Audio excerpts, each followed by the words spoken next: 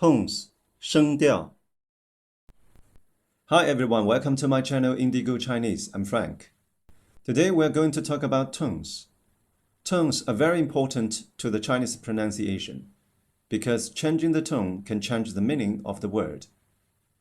In English, there seems to be no tones, but usually there is a specific way to stress the syllables.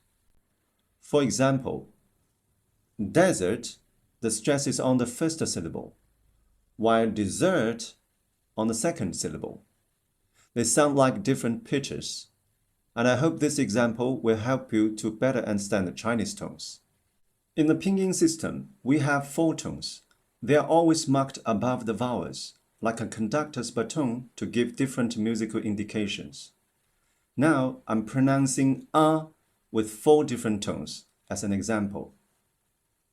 A, a, a, a.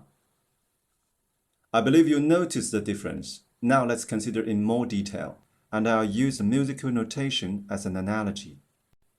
The first tone, a, is a high-pitched sound, and you should keep it steady at that same flat tone.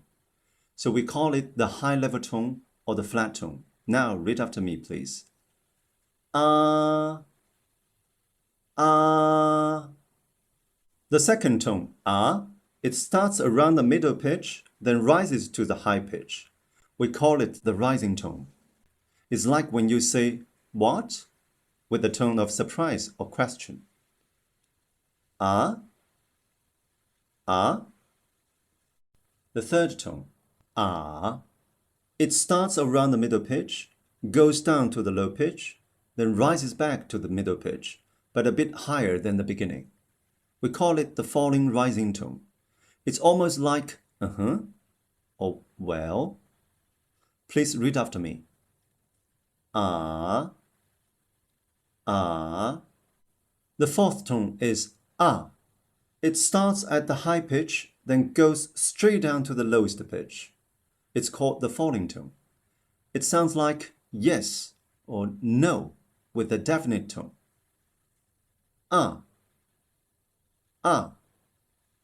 Now let's review all the 4 tones together.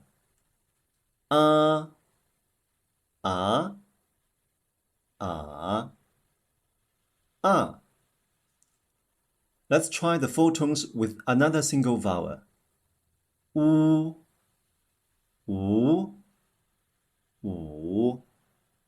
U, and then with a double vowel. A.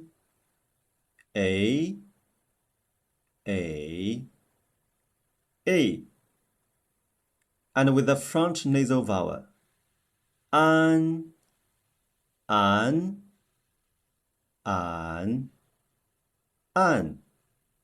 At last, with a back nasal vowel.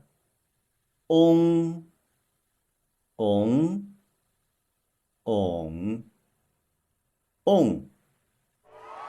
Well done, my dear friends. You have learnt all the fundamentals of pinyin.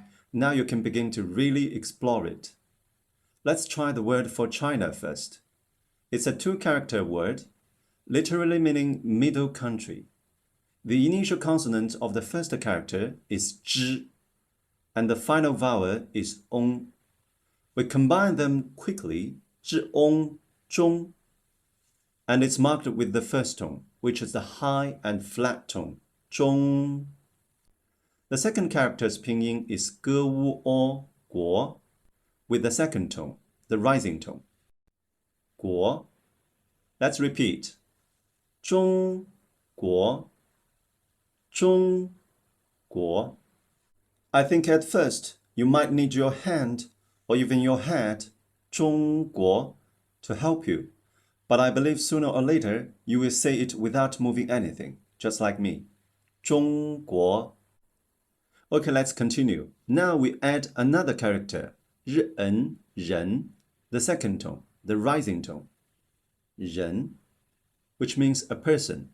So 中国人 means a Chinese person or Chinese people. Let's keep 中 to represent China and then add another character, 乌恩文, This character has many meanings. Here it means language. 中文 means Chinese language. Please have a look at the logo of my channel. The last two characters are 中文.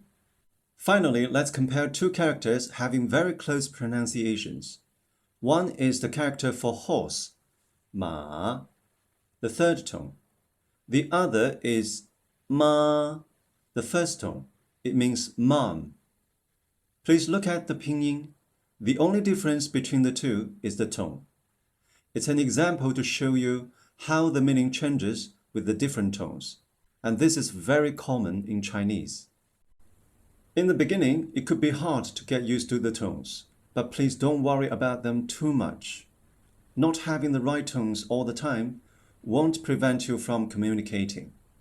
Because when you say a sentence, there is always a context and other words. All the words combined will help each other to make the meaning clear.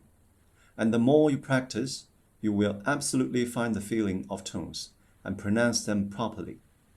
Okay, that's all for this session. Thanks for watching. See you next time. Bye.